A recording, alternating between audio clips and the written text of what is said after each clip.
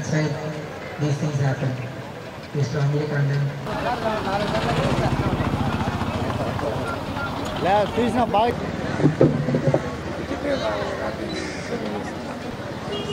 Yes, yes.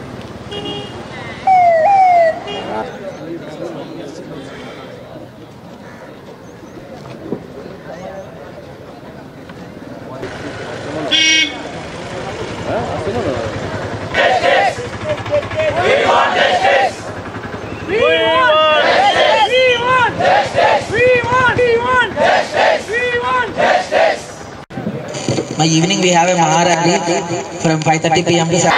Agadu inka.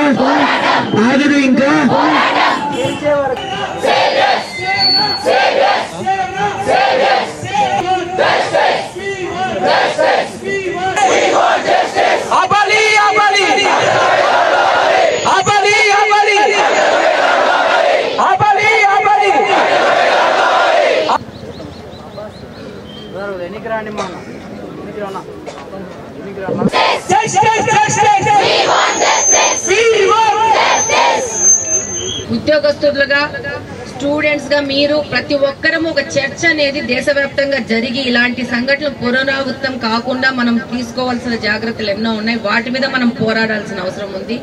Definite గా ఇలాంటి కేసులు జరగగానే నేరస్తులకి త్వరితగతిన ఒక టైం పీరియడ్ పెట్టేసి ఆ టైం పీరియడ్ లో వాళ్ళని శిక్షించాల్సిన అవసరం ఉంది. రెండవ వ్యక్తులు అలాంటి సంఘటనలు చేయాలంటే భయపడే విధంగా మన చట్టాలను మార్చాల్సిన అవసరం ఉంది. We can make laws. సొసైటీలో గురించి పోరాడికి ప్రసాద సేవకు వచ్చిన వాళ్ళమే మేమే భయపడుతున్నాం.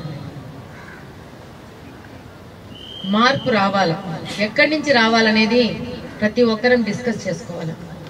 అది యువత ముఖ్యంగా మీ నుంచి రావాలా.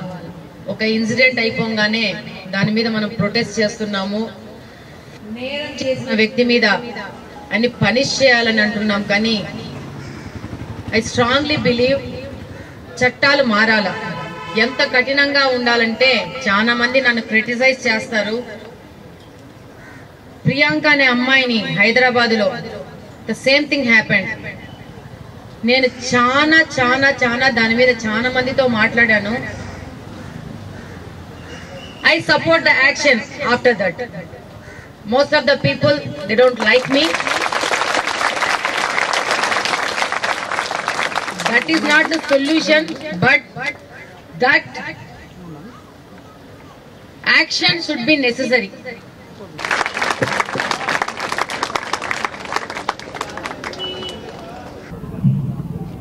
ఈరోజు దేశం మొత్తం ఒక విచారకరమైన సంఘటన, ప్రతి ఒక్కరూ ఖండించాల్సిన సంఘటన. కోల్కతాలో ఒక వైద్య వృత్తి చేస్తున్న చదువుకుంటున్న అమ్మాయిని మీద జరిగిన సంఘటన. ఈరోజు ఎందుకు జరుగుతున్నాయి ఈ సంఘటనలు మహిళల మీద అనేది ప్రశ్నించుకోవాలా. వైద్య వృత్తే కాదు, డాక్టర్స్లోనే కాదు, అమ్మాయిలు బయటికి వెళ్తే సేఫ్టీ లేని పొజిషన్ ఉంది.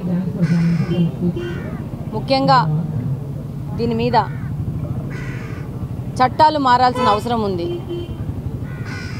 వీరి మీద విచారణ తొందరగా జరగాల్సిన అవసరం ఉంది. కఠినమైన శిక్షలు జరగాల్సిన అవసరం ఉంది. అలాగనే మహిళల రక్షణ మీద ప్రభుత్వాలు ఎక్కువ ప్రాధాన్యత తీసుకొని ఇన్స్టిట్యూషన్స్ కానీ ఎక్కడైనా కానీ నిఘా వ్యవస్థను పెట్టి కఠినతరమైన చట్టాలు చేసి ముందుకు పోవాల్సిన అవసరం ఉంది. మహిళలు ఇప్పుడు అందరితో సమానంగా ముందుకెళ్తున్నారు. ప్రతి ఒక్క రంగంలోనూ ముందుకెళ్తున్నారు, బయటికి వస్తున్నారు. వాళ్ళు వాళ్ళ వృత్తిలో సక్సెస్ఫుల్గా ముందుకు పోతున్నారు. దానివల్ల వాళ్ళు రాత్రి పగళ్ళు పని చేయాల్సిన అవసరం ఉంది, నైట్ డ్యూటీస్ చేయాల్సిన అవసరం ఉంది. ఏదంటే అది టైంలో బయటికి పోవాల్సిన అవసరం ఉంది. చట్టాలు ఎప్పుడో తయారు చేశారు, దాన్ని బట్టి నడుస్తుంది సమాజం. ఇప్పుడున్న పరిస్థితికి చట్టాలు మారాల్సిన అవసరం ఉంది, సెక్షన్స్ మారాల్సిన అవసరం ఉంది, ప్రభుత్వ విధానం కూడా మారాల్సిన అవసరం ఉంది. మహిళల రక్షణ దిశగా ప్రత్యేక దృష్టి సారించి వెళ్లాల్సిన అవసరం ఉంది. డెఫినెట్గా ఈ యొక్క విషయం మీద మేము ముందుకెళ్ళి పనిచేయడం జరుగుతుంది. అలాగనే భారతదేశం మొత్తము సరైన విధంగా ముందుకు పోవాల్సిన అవసరం ఉంది. అలాగనే ఈరోజు కడపలో కూడా రిమ్స్ సంబంధంగా కూడా ఉన్న సమస్యల మీద కూడా ఇక్కడ చదువుకుంటున్న విద్యార్థులు మా దృష్టికి తేవడం జరిగింది.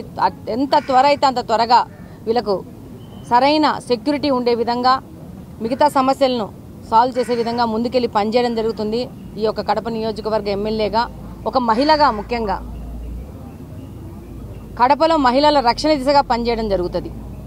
అలాగనే ముఖ్యమంత్రి గారి దృష్టికి తీసుకెళ్తాము. ఎక్కడ లోటుపాట్లు ఉన్నాయి, దీనివల్ల వీటన్నింటినీ సరిదిద్దాల్సిన అవసరం ఉంది. ఏదో సంఘటన జరిగినాక మనము పోరాటం చేయడం కాదు, సంఘటన జరగకుండా జాగ్రత్తలు తీసుకోవాల్సిన అవసరం ఉంది.